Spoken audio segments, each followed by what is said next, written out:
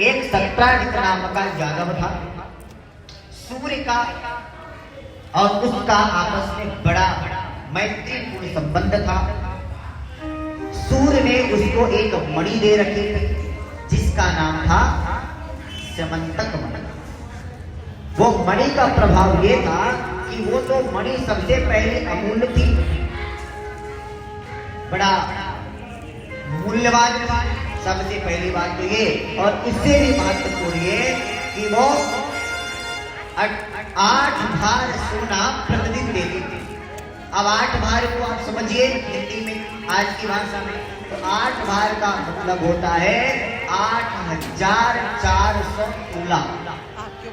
8,400 तोला सोना सूर्य की पहली किरण पड़ने के साथ में ही उस मणि के चारों तरफ 8,400 तोला सोना पैदा हो जाता था,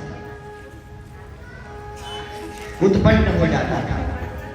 अब ये स्थिति को देखा जब भगवान श्री कृष्ण ने और सुना, तो भगवान को लगा कि ये तो बहुत सालों से मणि अपने पास इसने ले रखी है, इसके पास तो बहुत विशाल भवन है, बहुत विशाल इसके सोना चांदी हीरे मोती जवाहरात सब कुछ इसके पास है, लेकिन ऐसी मणियां राजशाही में होनी चाहिए। ऐसी मणियां जो है, ऐसा रत्न जो है, ऐसे सोने चांदी के भंडार की जो व्यवस्था है वो राज्य में, राजकीय कोष में होनी चाहिए। क्यों?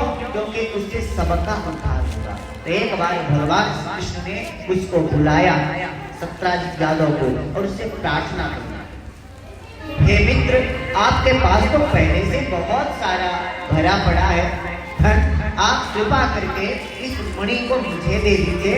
मैं इस मणि से जो सोना निकलेगा उसको सामान्य जनमानस की सेवा में लगाऊंगा। सत्राजित यादव ने एक ही झटके में मना कर दिया।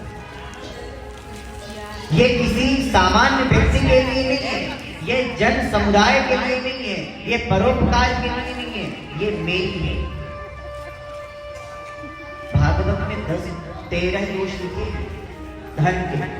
जिसके पास धन नहीं होता उसको सिर्फ एक ही दोष होता है, उसके पास धन नहीं है, वो धन से सिर्फ परेशान है, उसको एक लोभ नाम का दुर्गुण उसके पास रहता है। लेकिन जिसके पास धन होता है ना, उसके कम से कम 13 प्रकार के दोष होते हैं। धन जो है वो बढ़ेगा कैसे, वो भी दोष उसके अंदर रहता है।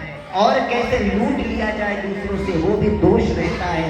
कैसे छुपा के रखा जाए, ये भी रहता है। षड्यंत्र रहता, प्रपंच रहता है, क्रोध रहता है, विस्मय, मानव, स्तेय, असुरक्षा की भावना, भय, और उससे बढ़ाने की चुनौती जितना है, उससे बढ़े कैसे इसकी चुनौती, ये सब कुछ जो धनवान लोग होते हैं उनके पास ही सारी समस्याएं होती हैं। और जिनके पास धन नहीं होता, मात्र उनको लोभ नाम का एक दुर्गुण होता है। सत्राजित यादव, आपके पास बहुत सारा धन है, आप इसको दे दें, लेकिन बार बार समझाने के बाद भी सत्राजित यादव माना नहीं। और अब जब माना नहीं तो भगवान ने कहनी छोड़ी। सत्राजित यादव घर को गया। एक दिन उसका प्रशीन भाई उसकी मणि को लेकर के जंगल में गया था।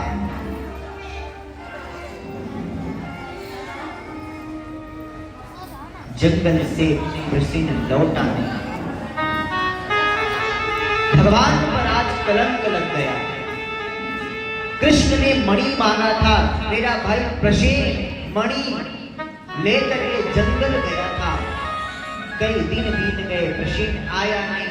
निश्चित कृष्ण पहले से ही चोर है, इसने ना जाने कितनी बार कहां क्या क्या चोरियां नहीं की, उस पर हमें विश्वास नहीं होता।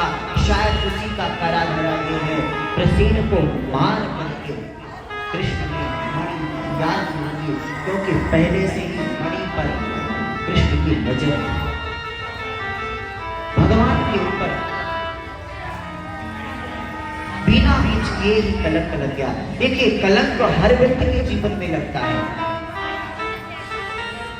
लेकिन कलंक लग जाए तो उससे छुटकारा पाना आत्महत्या से नहीं, लड़ाई से नहीं, छुटकारा पाया भी नहीं जा सकता। जो कृष्ण ने किया, अगर किसी को कलंक लगे, किसी को जबरदस्ती किसी ने कुछ कहा हो, कलंकित कर दिया हो, तो जो कृष्ण ने किया